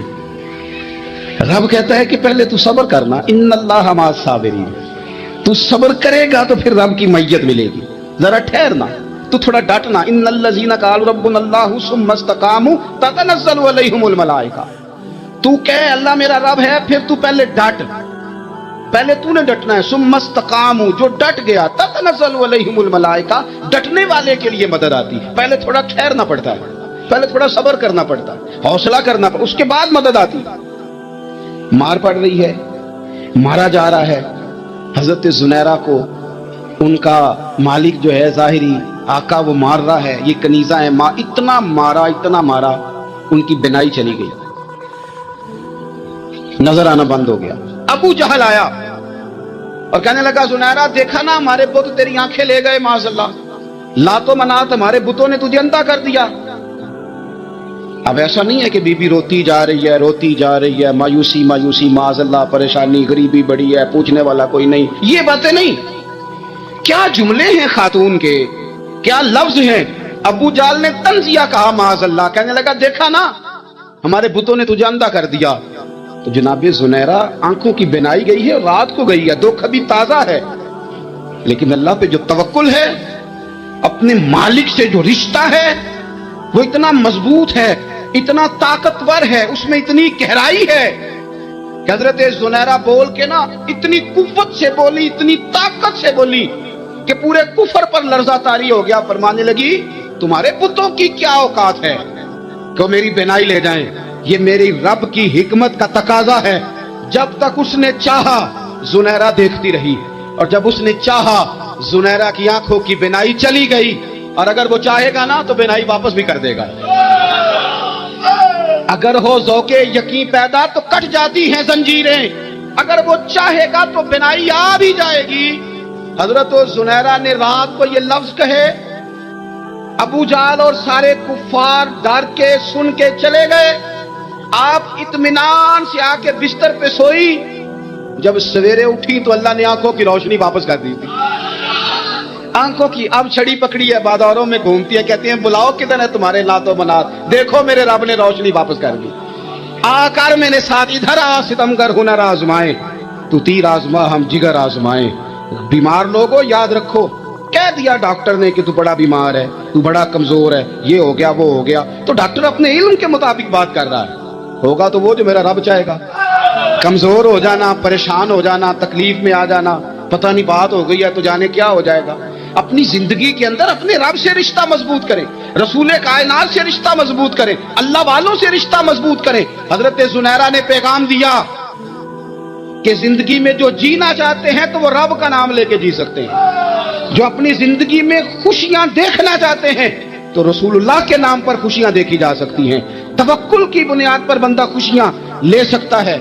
और अगर इंसान में तवक्कुल नहीं है तो फिर वो इस काले जादू से भी डर रहा है, वो नीले से भी डर रहा है, वो पीले से भी डर रहा है, वो फलाने से भी डर रहा है, वो मेरे खिलाफ फलाना रिश्तेदार साजिश कर रहा है तो डर रहा है, फलाना मेरे बारे में ये कर रहा है तो डर रहा है, वो पता नहीं दुनिया इधर हो जाएगी तो क्या हो जाएगा, उठ बांध कमर क्यों डरता है, फिर देख खुदा क्या करता है। तो इस सारी गुफ्तगू का निचोड़ आपको ये अर्ज किया है। सबसे पहले तो ये कि मैदानों में मदद भी अल्लाह की, रिस्क में मदद भी अल्लाह की, फसलें खुश्क हों तो मदद फिर भी अल्लाह करे तो फिर सारी मदद, और अगर इंसान बीमार हो तो फिर भी मदद अल्लाह की। तो अपने अल्लाह की जानिब तवज्जो को बढ़ाएं, आप अल्लाह से मदद के सवाली बने। तिरमिजी की एक हदीस है, मैं आपको जिंदगी का तजर्बा बताता हूं कि जब मैं बड़ा परेशान होता हूं तो ये वाली रवायत खोल लेता हूं, मजा देती है। मेरे नबी पाक अलैहिस्सलाम ने फरमाया, अपने दुख सेठों नवाबों को ना कहना, मालदारों का ना कहना, वरना अल्लाह तुम्हें कभी गनी नहीं करेगा। फरमाया अपने दुख अपने रब की बारगाह में अर्ज करना, जल्दी करे या देर से करे अल्लाह तुम्हें लोगों से बेनियाज कर देगा, अल्लाह तुम्हें गनी कर देगा। रात को बैठो ना उसकी बारगाह, उसे दुखड़े सुनाओ, छोटी छोटी बातें। हुजूर ने फरमाया नमक भी मांगो तो रब से मांगो, छोटी छोटी बात से शुरू करो ना। जब बंदा शुरू करता है ना छोटी छोटी चीजें तो बड़ी सारी चीजें ये इस तरह होता है जैसे बंदा रब से गुफ्तगू कर रहा है, मालिक मुझे ये चाहिए, मालिक मैं यहाँ कमजोर हूँ, अल्लाह मैं यहाँ परेशान हूँ। आप ये करके तो देखें, लंबी लंबी दुआएं मांग के तो देखें, उसके हुजूर जुड़ के तो देखें। वो दरवेश है, वो अल्लाह वाला है, वो इल्म लदुन्नी वाला है, हमने रंग ही ऐसा दिया है लोग, इसमें इख्तलाफ नहीं। लेकिन अब ये क्या बात हुई कि जो आदमी बिल्कुल जाहिल और मुतलक जाहिल है और इल्म की मुखालफत कर रहा है, आप उसकी फजीलत बयान कर रहे हैं। कौम उधर जाती है, सारी बाबा जी की तरफ जाती है, लेकिन नबी पाक अलैहिस्सलाम का अमल मुबारक क्या है? हुजूर मस्जिद में तशरीफ लाए, 2 हल्के लगे हुए थे, एक अल्लाह का जिक्र कर रहे थे, दूसरे इल्म की बात कर रहे थे। तो हुजूर ने फरमाया काम दोनों खैर वाला ही कर रहे हैं, लेकिन ये लफ्ज हैं। सरकार ने फरमाया चूंकि मैं एक मुअल्लिम बना के भेजा गया हूं, तो अल्लाह के रसूल ये बात कहते कहते उस हलके में बैठे जहां इल्म पढ़ाया जा रहा, फरोगे इल्म के लिए सरकार वहां बैठे। जो अहले जिक्र है उनकी कोई मुखालिफत नहीं, लेकिन दर्जा देखें किसका, आगे देखें किसने बढ़ना। हज़रत मुजद्दिद अल-फ़िसानी रहमतुल्लाह अलैह मकतूबा शरीफ में फरमाते तसव्वुफ और तरीकत का लंबा चौड़ा फलसफा ही कोई नहीं, कोई पेचीदा मसला नहीं, कोई नुक्ता नहीं ऐसा जो बड़ी पेचीदगी से खुले। 3 ही बातें, अकायद की दुरुस्तगी के बाद सिर्फ 3 बातें हैं, लंबा फलसफा ही नहीं। आप फरमाते हैं कि तो अपनी जरूरत के मुताबिक इल्म हासिल करो और फिर जो सीखा है उस पर अमल करो। फलसफा नहीं, इल्म सीखें और इल्म पर पहले तो लोग दीन ही नहीं सीखते, और अगर कभी सीख लें तो फिर उस पर अमल। हमारे अस्हाब किबला फरमाया करते थे, बंदा बड़ा पढ़ा लिखा हो और फिर बेअमल हो, उसकी सोबत में नहीं बैठना। बड़ी डिग्रियां रखता है पर बेअमल है, उसके पास बैठने से बचो। हुजूर क्यों फरमाया करते थे जब आलिम बेअमली करता है ना तो अपनी बेअमली पर भी दलीलें देता है। وہ زیادہ نقصان دہ ہو جاتا ہے. وہ کہتا ہے جی میں یہ اس لیے کر رہا ہوں، اس کی یہ دلیل ہے، یہ دلیل ہے. وہ منطق، فلسفہ، ان چیزوں کا سہارا لے کر اپنی بے عملی پر بھی دلائل دے. لہذا فرمایا اس طرح کرو، اگر عالم بے عمل ہو تو بچو. داتا گانجی بخش علی اجمیری نے پتہ کیا لکھا ہے کشف المحجوب میں؟ داتا صاحب فرماتے ہیں لوگ چلے پوچھنے آ جاتے ہیں، وظیفے پوچھنے آ جاتے ہیں. فرماتے ہیں لوگوں سے کہیں نا آگ پر چلو تو وہ چل لیتے ہیں پر اپنے علم پر عمل نہیں کرتے. آگ پر چلنا آسان ہے پر جو سیکھا ہے اس پر عمل. ولی کون ہوتا ہے؟ بس اپنے علم پر عمل کرے، اخلاص پیدا کرے، وہی ولی ہے. آپ نے جو سیکھا ہے بس اس پر عمل کریں، عمل والی زندگی اپنائیں، پریکٹیکل لائف میں آپ نافذ کریں ان چیزوں کو. اس کی ضرورت ہے تو آپ خود بخود محسوس کریں کہ سکون حاصل ہو گیا ہے. لیکن عمل نہیں کرتے لوگ، مزاج نہیں، الفاظ کے گورکھ دھندے میں الجھے رہتے ہیں. بس وہ اپنی گفتگو کے زور پر لوگوں پر، آپ اچھی طرح سمجھ لیں کہ آپ جتنے مرضی بڑے پیر کے مرید ہو جائیں، جتنے بڑے مرضی استاد کے شاگرد ہو جائیں، گھر میں جا کے آپ لاکھوں فضیلتیں اپنے آستانے کی بیان کریں، لیکن اگر آپ بیوی کو گالی دیں گے تو اسی وقت کہہ دے گی یہ سکھایا تجھے تیرے پیر صاحب نے، یہ سکھایا تجھے تیرے استاد صاحب نے. لیکن اگر آپ کے اخلاقیات سنور جائیں گے، آستانے پر جا کر جو سیکھا ہے اس پر عمل کریں گے، تو پڑوسی کی ماں بھی کہے گی پتر میرے بیٹے کو بھی وہاں لے جا جہاں تو جایا کرتا ہے. بیٹھ جائے بیٹا، تشریف رکھیں. وہ کیا کریں گے؟ وہ آپ کو کہیں گے اس تبلیغ کو اور زیادہ کریں، اور زیادہ عملی زندگی میں آپ آگے جائیں. میرے بھائیوں یاد رکھیں علم اور پھر اس پر عمل. اور تیسری بات یہ، اخلاص بڑی نعمت ہے. مخلص ہو جائیں. یہ جو ریاکاری ہوتی ہے نا، یہ بنیادی طور پر اداکاری ہوتی ہے. اداکاری بندہ لمبی کر سکتا، وہ تھک جاتا ہے. آپ کبھی بھی زندگی کے اندر محسوس کریں کہ اگر آپ کا ذہن بن جائے نا کہ یہ چیز کوئی دیکھ لے، آپ تکلیف میں آ جائیں گے. بس میرا مضمون مکمل ہو گیا، بات سمیٹنے لگا ہوں، توجہ کرنا. جب آپ کا یہ ذہن بن جائے نا کہ میں نے اخلاص پیدا کرنا ہے تو زندگی سکون میں آ جاتی، اطمینان نصیب ہونے لگتا ہے. لیکن اگر آپ مخلص نہیں ہیں تو آپ دو کشتیوں کے مسافر ہیں. آپ زندگی میں ڈبل مزاج کے ساتھ گزارا کر رہے ہیں. آپ ہیں کچھ اور بن کچھ اور رہے ہیں. وہ ایک درویش تھے فقیہ اعظم رحمت اللہ علیہ، تو نے اپنے بیٹے سے کہا پتر تو مولوی صاحب ہے، تو دین پڑھتا پڑھاتا ہے، کوئی بندہ مولوی کہے نا مولوی صاحب بات سننا تو اس کا غصہ نہیں کرنا، اس کا مزہ لینا ہے. الحمدللہ مولوی ہوں، اس میں کیا ہے، یہ کتانے والی بات ہے. ہم کیا کرتے ہیں؟ ہم دو کشتیوں میں بیٹھ جاتے ہیں. بھائیوں اخلاص بڑی نعمت ہے. نبی کریم علیہ الصلوۃ والسلام نے فرمایا جو عمل تم مخلص ہو کے کرو گے وہ تھوڑا بھی ہوگا تو تمہیں کفایت کرے گا، تمہارے لیے کافی ہو جائے گا. اخلاص کے ساتھ اپنی زندگی گزاریں، کبھی بھی تصنع کا مظاہرہ نہ کریں. یہ جن کو دکھاوے کا، وہ میرے طرح کے لوگوں کو شوق لگ جاتا ہے نا اسٹیج پہ بیٹھنے کا، بیچاروں کو کبھی پیچھے بیٹھنا پڑ جائے نا تو بڑی مصیبت میں جان آ جاتی. وہ پھر اسٹیج سیکرٹری کو گردن اونچی کر کر کے دکھاتے ہیں کہ میں آ گیا ہوں، میرا کبھی اعلان کر دینا تو. اور اتنی بڑی مصیبت ہے آج کل. تو میں اللہ کے گھر میں بیٹھا ہوں، جو نام ہمارے ہیں وہ بہت کافی ہیں، اس کے اوپر القابات کا بوجھ ڈال کے اپنے آپ کو دبانے کی کیا ضرورت. اصل انسان کا پتہ تو تب چلے گا جب صبح قیامت اس کا نامہ اعمال کھلے. اگر پردہ پوشی ہو گئی پھر تو ہم بڑے لوگ ہیں، لیکن ویسے القابات کی دوڑ میں شامل ہونے کا کوئی فائدہ کچھ بھی نہیں. من دانم کے من دانم، جو ہم ہیں ہمیں پتہ تو ہے ہی. تو اتنا اونچا اڑے بندہ کے بعد میں گرے تو نقصان ہو، یہ بھی ٹھیک ہے نہیں ہوتا. مخلص بنے، اخلاص. ہم نہ بڑے دعوے کرتے ہیں، بڑا کچھ دکھاتے ہیں، اس کا نقصان ہوتا ہے. زندگی میں اتنا کہیں جتنا کر سکیں. آخری گزارش میری آپ کی خدمت میں یہ ہے، مجھے کہا نہیں حضرت نے، نہ کسی اور نے، نہ کسی اور نے، صرف میں نے آپ سے اتنی بات کرنی ہے کہ یہ جو لوگ دینی مدارس چلاتے ہیں نا، ان کے ہاتھ ضرور مضبوط کریں. میں کسی چندے کی اپیل نہیں کر رہا، لیکن اخلاقی مدد کریں. جو آدمی صبح سے بیٹھ کے دوپہر تک شام تک پڑھاتا ہے، اخلاقی تعاون کریں.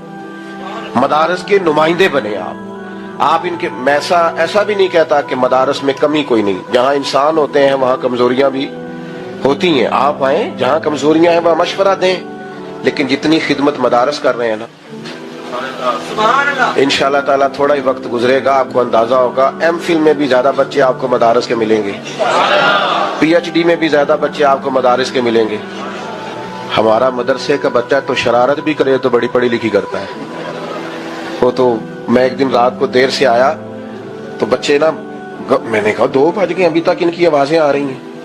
تو جس کمرے سے آوازیں آ رہی تھی میں نے اس کی جا کے لائٹ جلائی, پھر میں نے پوری کوشش کی ہے کہ جو بول رہا تھا وہ بتا دے, لیکن آخر میں مجھے ہی سجدہ صاحب کرنا پڑا کہ میرے کانوں کا کوئی دھوکہ تھا, وہ نہیں بولے. یہ تو ہر معاملے میں بڑے سیانے. تو مدارس میں مضبوطی ہے. بس فکری ان بچوں سے بھی میری اپیل ہے کہ آپ یہ رونا چھوڑ دیں کہ قوم عزت نہیں کرتی. کس نے آپ کو کہا نہیں عزت کرتی؟ قوم تو پلکوں پہ بٹھاتی ہے. اب اس سے نکل آئے آپ. اور اگر کوئی بالفرض دنیا دار لبرل عزت نہ بھی کرے تو ضرورت کیا ہے جب حضور نے فرمایا فرشتے تمہارے پیروں نیچے پر بچھا رہے ہیں. یہ شخص جب دنیا سے گیا ہے تو ڈٹ کے گیا ہے, یہ ڈٹ کے گیا ہے دنیا سے. حجاج بن یوسف رات کو سویا تو تڑپ کے اٹھا. کیا ہوا؟ گھر والے کہنے لگے کیا ہوا؟ کہنے لگے سعید بن جبیر خواب میں آیا اور کہتے ہیں اٹھ مجھے بتا تو نے مجھے کیوں قتل کیا, بتا کیوں مارا. اگلی رات پھر سویا تو وہی خواب, پھر سویا تو وہی خواب. گناہ نفسیاتی مریض بنا دیتا ہے, ظلم تجھے مقبوط الحواس کر دیتا ہے. جب تو زیادتی کرتا ہے تو اللہ فرماتے ہیں کہ تو اللہ کو بھولتا ہے, اللہ تجھے اپنا آپ بھلا دیتا ہے. پھر تو بھول جاتا ہے, پھر تو سیدھے رستے پہ چلتا ہے پر بھٹک جاتا ہے, پھر تو صحیح رستوں کا تعین کر کے بھی گمراہ ہوتا ہے, پھر تو روز وہی گاڑی چلاتا ہے پر اب جب تو بریک لگاتا ہے تو نہیں لگتی. جب گناہوں کے ساتھ تو مخبوط الحواس ہوتا ہے تو روز وہ کاروبار کرتا ہے, لیکن جب تیرے گناہ تجھے گھیر لیتے ہیں پھر اسی کاروبار میں تو نقصان اٹھاتا ہے. حجاج بن یوسف تڑپتا ہے, روتا ہے, یہاں تک کہ بیمار ہو گیا. پیٹ میں درد ہوتی ہے, پتہ نہیں کیا ہوا, تکلیف ہوتی ہے, پتہ نہیں. سارے حکیم, طبیب, ڈاکٹر کوئی نہ سمجھ سکا کہ بیماری کیا ہے. جو بیماریاں خدائی ہوتی ہیں ان کا لوگوں کو پتا, جو آزمائشیں رب کی جانب سے ہوتی ہیں وہ ڈاکٹروں کے ہتھے نہیں چڑھتی. جو تکلیفیں اللہ دیتا ہے ان کا حکیم طبیب علاج نہیں کر پاتے, مشکل. اور شفا اسی وقت ہوتی ہے جب اللہ دینا چاہے, اور جب رب بھی دینا نہ چاہے تو بڑے بڑے ڈاکٹر کہتے ہیں کہ ہمارے بس کی بات نہیں رہی. بغداد سے حکیم آئے, پیٹ دیکھا, کہنے لگے نہ تیرے معدے میں کوئی دقت ہے, نہ تیرے جگر میں, نہ کسی اور جگہ, ماجرا کیا ہے؟ ایک آخری علاج ہے, آخری. وہ کیا؟ گوشت کا چھوٹا سا ٹکڑا دھاگے کے ساتھ باندھ کے منہ میں ڈالا اور پھر ایک باریک سا تنکا لے کے اس کو اندر ڈالنے لگے گلے میں. وہ گوشت کا ٹکڑا جب حلق کے اندر اتر گیا اس حکیم نے واپس کھینچا تو کیسے ایسی بدبو آئی جیسی کبھی سونگی نہ تھی. جانور کیڑے مکوڑے لگے ہوئے باہر نکلے اور جب دیکھا تو جتنے محل میں لوگ بیٹھے تھے چلاتے ہوئے نکل گئے کہ یہ کیا مصیبتیں ہیں. حکیم بھی اٹھ کے دوڑنے لگا, کہا تجھے کیا ہوا؟ کہنے لگے حجاج تیری بیماری زمینی نہیں, تیری مصیبت زمینی نہیں. کہا میری مرض تک تم کیوں نہیں پہنچ پا رہے؟ تو کہنے لگے لگتا ہے تو بد دعا کا مریض ہے, لگتا ہے تو ظلم کا مریض ہے, تو جبر کا مریض ہے. تڑپتا رہا, سسکتا رہا. ایک وقت وہ بھی آیا کہ گھر والوں نے کمرے میں بند کر کے تالا لگا دیا, دیوار سے ٹکرے مارتا. او بھائی, جو گناہوں کے بیمار ہوتے ہیں انہیں شفا نہیں ہوتی, جو ظلم, جبر, بربریت کے بیمار ہوتے ہیں انہیں سکون قلبی میسر نہیں آتا. دوائیاں ان بیماریوں کی بنی ہوئی ہیں جو بیماریاں زمینی ہیں, جو بیماریاں خوراک کی بد پرہیزی سے ہوتی ہیں, جو گناہوں کی بد پرہیزی سے ہوتی ہیں. ان کی بیماریاں, ان کی شفا توبہ ہے, ان کی شفا رجوع اللہ ہے, ان کی توبہ اللہ سے معافی مانگنے سے شفا ہوتی ہے. حجاج جب مرنے لگا تو بلایا, یہ رنگ بھی ذرا ملاحظہ کیجیے گا, 2-4 قریبیوں کو بلایا. پتا ہوتا ہے نا اپنے کرتوتوں کا آدمی کو, پتا سارا ہے سردار نکیتیاں کا, پتا ہوتا ہے سارا. بلا کے کہنے لگا جب میں مر جاؤں تو مجھے رات کو دفن کرنا. کیوں بھائی عورت ہے؟ کہنے لگا نہیں رات کو دفنانا. ٹھیک ہے رات کو دفنا دیں گے. پھر کہنے لگا جب صبح ہو جائے تو صبح ہونے سے پہلے پہلے میری قبر زمین کے برابر کر دینا, نشان مٹا دینا. کا وجہ تو کلمہ پڑھتا ہے, حضور کا حکم ہے کہ قبر کم از کم ایک بالش, ایک گیٹ اونچی ہونی چاہیے زمین سے, کم از کم. تو تیری قبر مٹا دے وجہ پتہ ہوتا ہے اپنے ظلموں کا. کہنے لگا مجھے پتا ہے لوگ میرے مرنے کے بعد میری قبر بھی نہیں چھوڑیں گے. دنیا میں تو میرے جبر کی وجہ سے کوئی آ نہ سکا, لیکن میری قبر بھی لوگ جنازوں میں باتیں شروع کر دیتے. جنازوں میں نے ایسی بھی داستانیں سنی ہیں کہ کوئی مرا تو لوگ جوتوں کا ہار قبر پہ ڈال آئے. نہیں بھائی, تو جب زندہ تھا تو تیرے جبر ظلم کی وجہ سے نہیں کو بول سکا. ایک تو ہے قیامت میں حساب ہوگا, یہاں دنیا میں حساب ہونے لگتا ہے. اتنی لمبی زبانیں لوگوں کی لٹک کر مرتے وقت باہر نکل آتی ہیں. دعا کریں, جمعہ ہے, اللہ تعالیٰ ایمان کی موت عطا فرمائے. دعا فرمائے رب تعالیٰ اللہ تبارک و تعالیٰ توبہ کر کے جانے کی توفیق عطا فرمائے. جاگے جاگے اور سنے اور دعا کرے, اے اللہ تو ہمیں ظلم سے ویسے ہی محفوظ فرما. اگر ہم زیادتی کرنے لگے تو اے اللہ ہمیں اس سے منع فرما, ہمیں اس سے تو یہ توفیق دے کہ ہم بھاگ آ جائیں اس گناہ سے. میرے بھائی, ایک تو دنیا میں سزا ہے, پھر قیامت کی سزا ہے, اور وہ زیادہ سخت ہے, وہ زیادہ سخت ہے. ہم لوگوں نے نا ہیلے بہانے بڑے بنائے ہوئے ہیں. بینک کے ساتھ کاروبار کرنے والا کہتا ہے نہیں نہیں مجبوراً لیا ہے, مجبوراً. مر رہا تھا تو, آخری لبوں میں تھا تو جائز ہے, جائز ہے. اس وقت جب تجھے کھانے کو لقمہ نہ لگے تو حرام کھانا بھی جائز ہے. کیا دقت تھی؟ کیوں اللہ رسول کے مقابلے میں کھڑا ہوا تو؟ کیوں سود کا دھندا کیا؟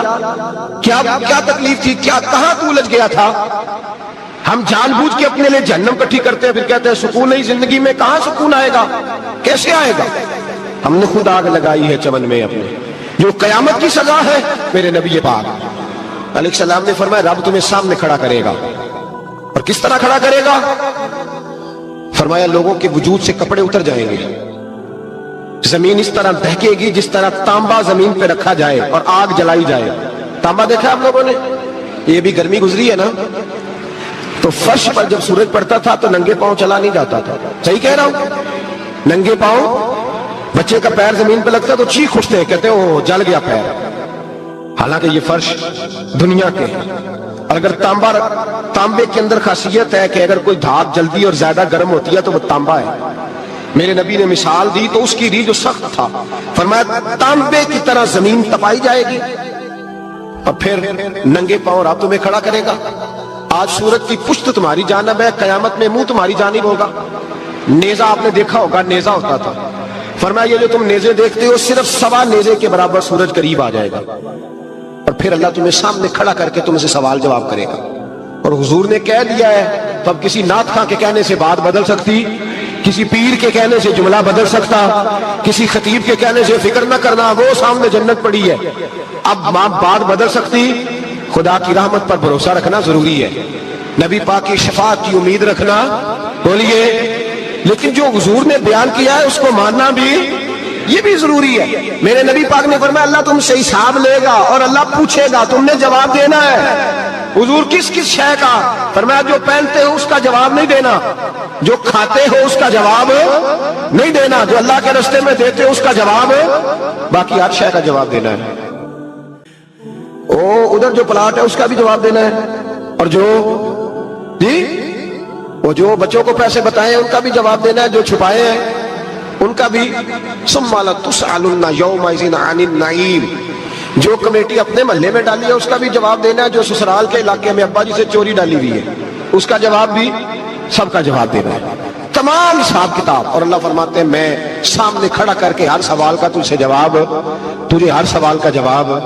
اچھا, یہ جو بڑے لوگ تھے وہ حساب سے ڈرتے تھے, ہم چھوٹے لوگ ہیں, ہم حساب سے ہم نہیں ڈرتے, ہم کہتے ہیں دیکھی جائے گی. بڑے لوگ جو تھے وہ حساب سے, حضرت ابوبکر صدیق دعا کرایا کرتے تھے, دعا کرو اللہ مجھ سے حساب نہ پوچھے.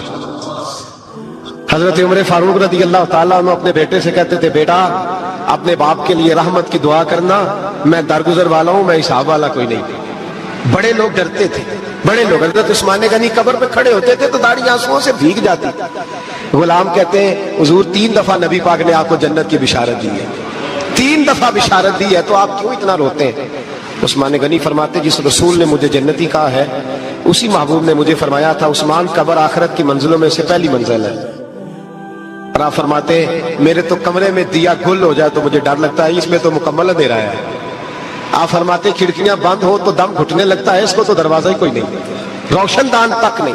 भाई जो बड़े थे वो डर रहे थे। मौला अली शेर खुदा नमाज का वुजू करके कांपते थे, कांपते। अली आप मरहब के सामने नहीं कांपे, खैबर का दरवाजा उखाड़ते नहीं कांपे, बदर, ओहद, खंदक, हुनैन और खैबर में नहीं कांपे, तो यहां आप फरमाने लगे मालिक के सामने जाते हुए डर आता है। बड़े लोग कांपते थे, बड़े लोग। आज कौन सा जुमा है? सारे बोलिए। हालांकि ये अगले साल दोबारा आएगा, हमारा नहीं पता कि हम विदा हो जाएं कि क्या बने। ये कौन सा जुमा है? आया जुमातुल विदा, आए हम पढ़े। आज एक फिक्र लेकर के जाना, एक सोच, जहां रोज रात को बेटे की टेंशन, बेटी की टेंशन, भाई की टेंशन, पोते की टेंशन होती है ना, एक टेंशन और अपने, आज एक टेंशन बढ़ा लो, कब्र की टेंशन पैदा कर लो, क़यामत की थोड़ी सी। जब दीन कबूल कर लिया फिर सिरापा नेकी बन जाए। फिर जो भी खैर का काम, हुजूर अलैहिस्सलाम ने फरमाया किसी नेकी को भी मामूली ना समझो, किसी नेकी को भी मामूली ना जानो, यहां तक के कुछ ना हो सके तो अपने भाई से मुस्कुरा के बात ही कर लो। हजरत सिद्दीक अकबर रज़ी अल्लाह तआला अन्हु ने दीन के इस फलसफे पर हकीकी तौर पर अमल किया और हर खैर को, हर नेकी को दौड़ दौड़ के हासिल किया। इसीलिए सरवर कायनात अलैहिस्सलाम ने फरमाया क़यामत के दिन कुछ रोज़ादार होंगे, उन्हें जन्नत में एक रोज़ेदारों का दरवाज़ा है, वहाँ से आवाज़ दी जाएगी, रोज़ेदारों इधर आ जाओ, इस दरवाजे से गुजरो। एक दरवाज़ा वो है जहाँ से सखी गुजरेंगे, एक वो है जहाँ से मुजाहिद गुजरेंगे, एक वो है जहाँ से हाजी और मक्के और मदीने के ज़ायर गुजरेंगे। हज़रत सिद्दीक ने अर्ज़ की, हुजूर मैं किस दरवाजे से गुजरूंगा? फरमाया अबू बकर, सारे दरवाजे मुंतज़िर होंगे कि कभी अबू बकर यहाँ से गुजर जाए ना, कभी यहाँ से गुजर जाए ना, कभी यहाँ से गुजर जाए ना। क्यों? इसलिए कि हर नेकी को पहुँच पहुँच के हासिल किया, हर खैर को पहुँच। हम तो वैसे भी अल्लाह खैर करे को दो एक नेकियां कर लें, वो गिनी हुई होती हैं हमने, वो सारी हमारे पास तय होती, सारा पता होता। कितने पैसे पिछले साल मस्जिद दिए थे पूरा याद है, और भाई जो सारा साल आपने अपनी जात पर लगाए हैं वो भी तो याद होने चाहिए। नेकियों को लोग गिन गिन के शुमार करके रखते हैं जो भूलने की चीज थी, और माज़ अल्लाह जिन कमजोरियों को, गफलतों को याद करना तो उन्हें भूल जाते। तो हजरत सिद्दीक अकबर सिरापा नेकी बन गए, सिरापा। कलमा पढ़ा तो उनका वजूद सिरापा ईमान था, सिरापा खैर था। कोई भी ऐसा काम ना करें जिससे महसूस हो कि हम वक्त जाया करते हैं, हमें खैर से वाबस्तगी नहीं है। जो नेकी मिले फस्ताबिकुल खैरात, नेकियों में आगे बढ़ जाओ। कोशिश करें कि जल्दी जल्दी अपने लिए खैर जमा करें। लम्हात बिखरते जा रहे हैं, वक्त अपना दामन छुड़ाता जा रहा है, जिंदगी सिमट जाती है और हम देखते हैं कि जल्दी जल्दी सुकड़ जाती हैं चीजें और इंसान के हाथ कुछ भी नहीं आता। तो कोशिश की जाए हमेशा खैर जमा करने की, बढ़ चढ़ के नेकियां करने की। नबी करीम अलैहिस्सलाम ने फरमाया जन्नतियों की 360 अलामतें, किसी में एक भी पाया जाए तो जन्नती है। आपकी तवज्जो है मेरी बात पर? कितनी अलामतें? किसी में अल्लाह का, एक दुआ मांगने लगा वो आमीन कहना है, अल्लाह करे आप मोबाइल कम देखें और मेरी बात ज्यादा सुने, आमीन तो कह दे, दुआ में तो शामिल हो जाओ यार, दुआ मांगी है। उन 360 ये सारी वही नेकियां हैं जो फैली हुई हैं। खैर करना, प्यार करना, इबादत करना, मखलूक की खिदमत में मशगूल रहना। फरमाया जन्नतियों की 360 अलामात है, एक भी पाई जाए तो बंदा जन्नती है। हजरत सिद्दीक अकबर का लहजा हमेशा धीमा रहा है, बड़े वज़ादार थे। फौरन अर्ज की या रसूलल्लाह मेरे अंदर भी को पाई जाती है। वो जो 360 नौरानी अलामात हैं जन्नतियों की, तो करीम मेरे अंदर भी को पाई जाती है। नबी करीम ने फरमाया आपके अंदर तो 360 सारी की सारी पाई जाती है, सारी। उन्होंने सिरापा खैर किया, सिरापा। हम भी बड़े मसरूफ लोग हैं, کوئی پوچھے جناب کی کیا پوزیشن ہے، کہتے ہیں بڑا مصروف ہوں. تو اگر پوچھا جائے کتنی دیر مصروف ہے تو کہتے ہیں 6 گھنٹے تو موبائل پہ مصروف ہونا. یہ جو راتیں ہیں نا، لمبی راتیں سردیوں کی، یہ تہجد پڑھنے کے دن تھے، اور یہ چھوٹے دن تھے سردیوں کے، یہ روزے رکھنے کے دن تھے. لیکن اس کے لیے جو عشاء کے بعد سو جائے، یعنی اگر 7 بجے عشاء پڑھی اور 6:15 فجر پڑھی تو اتنی لمبی رات بنتی ہے 10-11 گھنٹے کی. اور ڈاکٹر کہتے ہیں بڑا بھی زیادہ سوئیں تو 8 گھنٹے کافی ہے، تو 3 گھنٹے تو رات پھر بچ جاتی. یہ وقت تھا سحری میں اٹھنے کا، لیکن اس کے لیے جو عشاء کے بعد موبائل کی جان چھوڑے تاکہ سحری میں اٹھ سکوں. جب سوئے گا نہیں تو اٹھے گا کیسے؟ ہم اگر مزاج رکھتے ہو نا خیر کا تو اللہ تعالیٰ وقت میں بھی برکت پیدا کر دیتا ہے. جو ہمارے بزرگ اتنی بڑی ضخیم کتابیں لکھ گئے، کتنی جلدیں ہیں ان کے وقت میں برکت تھی، وقت کو مینج کرتے تھے. لیکن خوش گپیاں ہماری سیریں، ہمارا آنا جانا، ہمارا موبائل کو وقت دینا، اس نے ہمیں بڑا الجھا دیا ہے.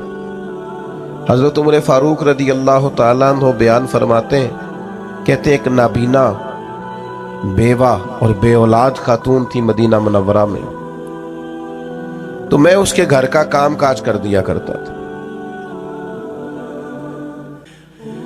ایک دن میں گیا تو میرے سے پہلے ہی کوئی بوڑھی اماں کے گھر کا کام کر گیا. آپ غور کیجئے گا، یہ مختلف انداز میں روایت مختلف جگہوں پہ ہے. صاحب کنز المال نے اس طرح لکھی ہے جس طرح میں بیان کر رہا ہوں. کوئی مجھ سے پہلے سارے کام کر گیا.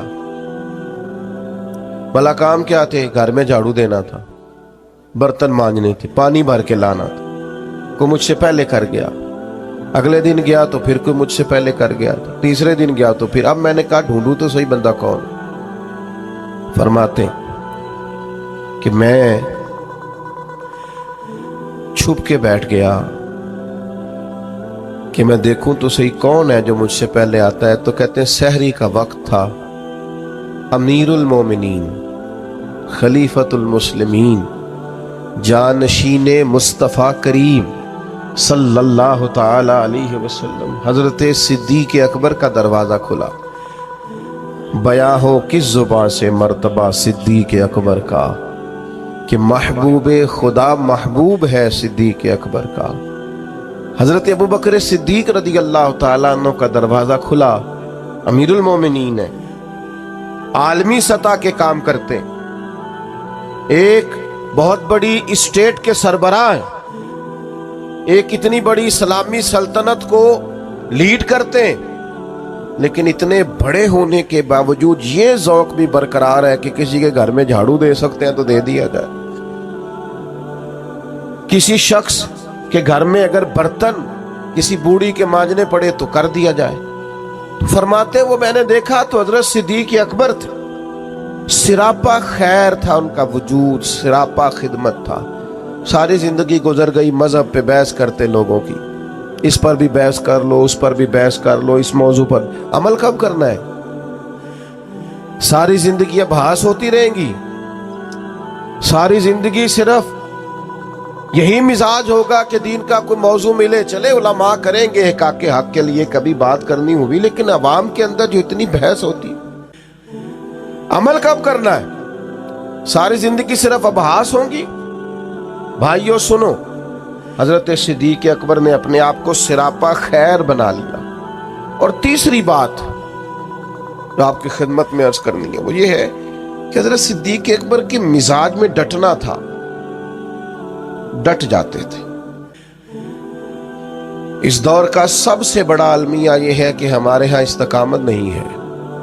کچھ دیر کے لیے لوگ کوئی کام کرتے ہیں پھر چھوڑ دیتے ہیں. ایک نوجوان مجھ سے کہنے لگا میں بڑے ہی کام کیے ہیں، کسی کام میں بھی کامیاب نہیں ہوا. میں نے کہا بس اسی لیے نہیں ہوئے. بڑے نہ کریں آپ کوئی ایک کریں، اس کو صحیح کر کے کریں، استقامت کے ساتھ کریں، روز کریں، پابندی سے کریں، اس پر محنت کریں، جد و جہد کریں.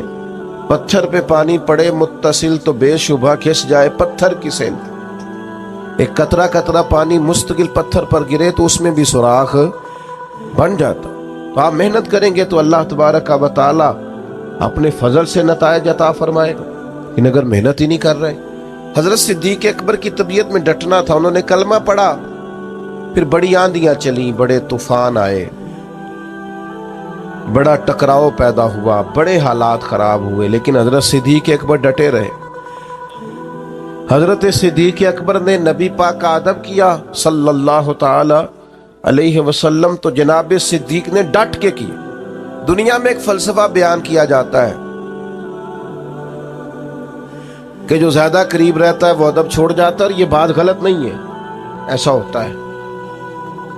جن لوگوں جو زیادہ قریب رہتے ہیں, جو زیادہ جن کو قربت ملتی ہے, کوئی چیز جن کو آسانی سے میسر آ جاتی ہے, وہ اس کی قدر نہیں کرتے. ہوتا ہے کہ زیادہ قریب میں رہنے والے لوگ اکثر قدر کر چھوڑ دیتے ہیں. لیکن حضرت صدیق اکبر کا کمال ہے, انہوں نے دنیا کا یہ فلسفہ ہی غلط کر دیا ہے. انہوں نے کہا قریب بھی سب سے زیادہ میں رہا ہوں, اور احترام بھی سب سے زیادہ میں نے کر کے دکھایا. قرب بھی سب سے زیادہ, ادب بھی.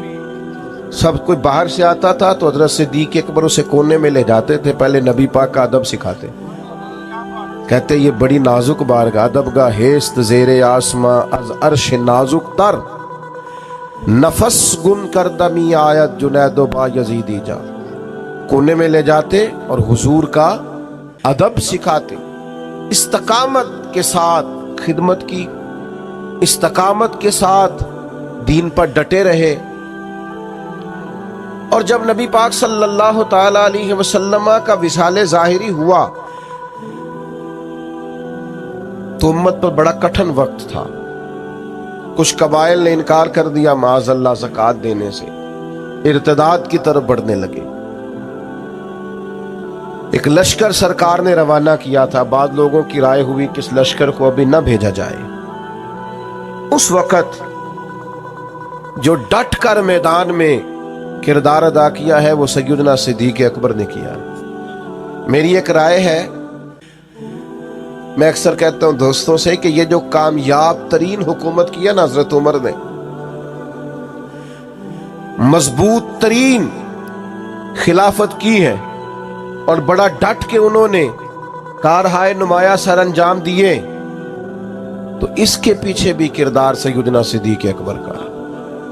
انہوں نے فتنوں کا سر کچل کے, اٹھنے والے ہر فتنے کا سر کچل کے ایک مضبوط بنیاد بنا کے سیدنا عمر کو دی تھی.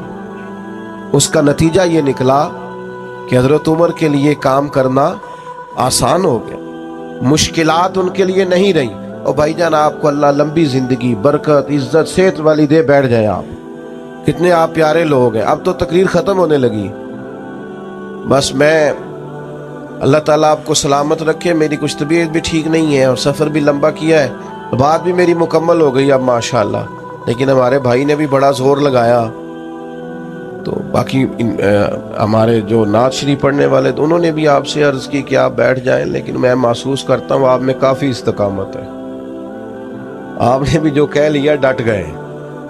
اللہ تعالیٰ سب کو جزائے خیر دے, ہم سب کے حال پہ رحم فرمائے. اب 2-4 منٹ دے تاکہ بات مکمل ہو سکے. حضرت سیدنا صدیق اکبر رضی اللہ تعالی عنہ نے جو استقامت دکھائی, استقامت, فوراً لوگ ہتھیار ڈال دیتے ہیں. دین کے معاملے میں ڈٹنا سیکھیں. سارے بچے مخالف ہو بھی گئے ہیں تو کوئی حرج نہیں, آپ کھڑے تو ہوں. برادری ساری اگر مخالف ہو بھی گئی ہے تو کوئی مسئلہ نہیں, دین کے لیے ڈٹے تو صحیح, آپ سٹینڈ تو لیں. اگر آپ ڈٹیں گے تو اللہ مدد کرے گا. حضرت عمر رضی اللہ تعالیٰ عنہ نے آن کر کے حضرت صدیق اکبر سے یہ عرض کیا تھا کہ حضور ابھی حالات اور ہیں, آپ کم از کم یہ لشکر ہی نہ بھیجیں. مانعین زکوٰۃ معاذ اللہ منکرین, ان کے خلاف لڑنا ہے, حالات اس طرح کے نہیں ہیں, ذرا بہتری ہو جائے گی. تو حضرت ابوبکر صدیق جو اپنے مزاج کے لحاظ سے نرم خو تھے, انہوں نے حضرت عمر سے کہا تمہیں تمہاری ماں روئے, تم مجھے یہ مشورہ دے رہے ہو کہ وہ لشکر روک دوں جسے سرکار نے روانہ کیا ہے. فرمانے لگے میں مدینہ منورہ میں اکیلا بھی رہ گیا اور جنگل کے درندے آ کے مجھے نوچنے بھی لگے تو میں تنہا مقابلہ کروں گا, لیکن وہ لشکر ضرور جائے گا جسے مدینے والے محبوب نے روانہ کیا. یہ استقامت، یہ ٹھہرنا، ذرا کھڑے ہونا۔ اچھا کئی دفعہ ایسا ہوتا ہے وقتی طور پر حالات موافق نہیں ہوتے، حالات کی نبض دیکھ کر نہیں چلنا چاہیے، کتاب و سنت کا حکم دیکھ کر چلنا چاہیے۔ حالات موافق نہیں ہیں تو کیا ہوا، ہم حق چھوڑ جائیں گے؟ استقامت ایک نعمت ہے۔ سیدہ عائشہ صدیقہ رضی اللہ تعالیٰ عنہ بیان فرماتی ہیں کہ نبی پاک علیہ السلام نے فرمایا اللہ کو وہ عمل زیادہ پسند ہے اگرچہ تھوڑا ہو پر روز ہو، استقامت کے ساتھ، اس کے اندر کسی قسم کی کمی نہ کی جائے، وہ عمل اللہ تبارک و تعالیٰ کو زیادہ محبوب اور زیادہ پسند ہے۔ تو بھائیو ہمیشہ ان 3 باتوں پر ضرور عمل کریں۔ ایک تو حق جب مل جائے تو پھر اسے چھوڑنا، قبول کرنا ہے اسے۔ دوسری بات یہ کہ دین جب قبول کر لیا تو پھر دین کی ساری خیر پر عمل کریں، پھر جد و جہد کریں، پھر کوشش کریں کہ جو نیکی ملے اسے جلدی سے کر گزریں۔ ہمارے ہاں بہت سارے کام ہوتے ہیں ہم کر سکتے ہیں لیکن ہم توجہ نہیں کرتے، ہمارا وقت ضائع ہوتا ہے۔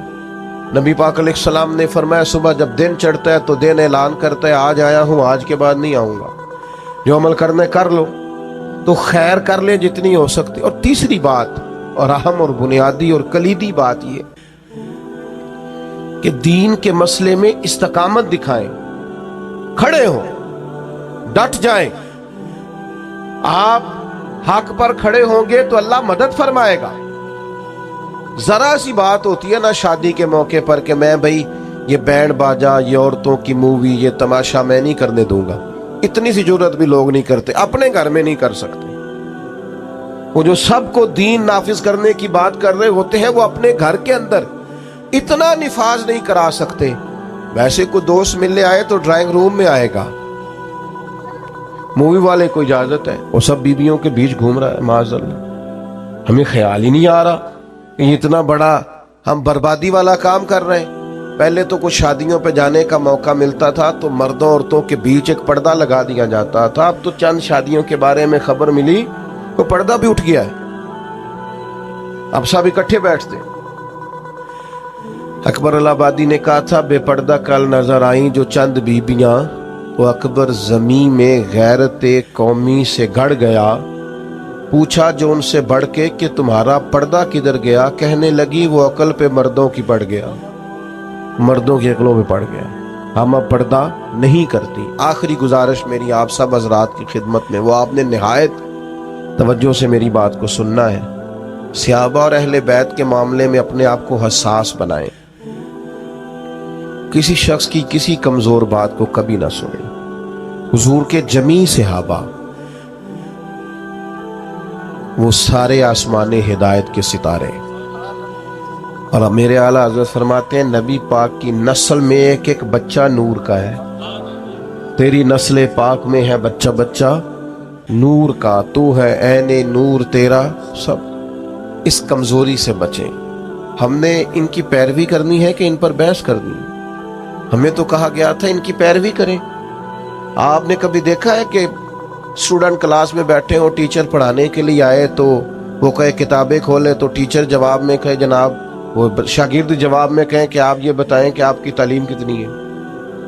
یہ شاگرد کو اجازت ہے کہ وہ کھولتا پھرے، وہ کہے جناب آپ بی اے ہیں تو بی ایڈ بھی ہیں کہ نہیں، اور اگر بی ایڈ بھی ہیں تو بتائیے کہ آپ سفارش پہ ہیں کہ میرٹ پہ ہیں؟ یہ سوال کرنے کی اجازت دیتا ہے ٹیچر؟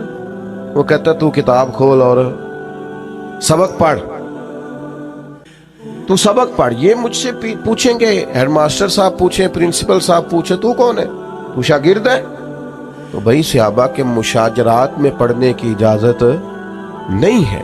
ہم نے تو ان سے فیض لینا ہے، ہم نے تو سیکھنا ہے، ہم نے تو دیکھنا ہے کہ صداقت سیکھنی ہے تو آؤ دروازہ ابو بکر پر، عدل سیکھنا ہے تو آؤ دروازہ فاروق اعظم پر، شرم و حیا، وزاداری، حسن سیکھنا ہے تو آؤ نا سیدنا عثمان غنی کی بارگاہ میں آؤ، اور اگر ڈٹ کر جینا سیکھنا ہے، شجاعت سیکھنی ہے، فقاہت سیکھنی ہے، علم سیکھنا ہے، معرفت سیکھنی ہے تو آؤ سیدنا مولا علی کے دروازے پر۔ تو یہاں سے تو پانا ہے، سیکھنا ہے۔ ہم ابحاث میں الجھے ہوئے ہیں اور پاک باز لوگوں کے بارے میں معاذ اللہ تعالیٰ ایسے لوگوں کی باتیں سنتے ہیں جو لوگ ہمارے دلوں میں وسوسہ اندوزی کرتے ہیں، تو میرے عزیز بھائیوں حساس ہو جائیں اس مسئلے میں، تقوی کے ساتھ ان لوگوں کی زندگی کو لیں۔ اتنا بڑا خوبصورت اجتماع اللہ اپنی بارگاہ میں قبول کرے۔ آخر دعوانا الحمدللہ رب العالمین۔ سلام ہوگا، مفتی صاحب دعا کریں۔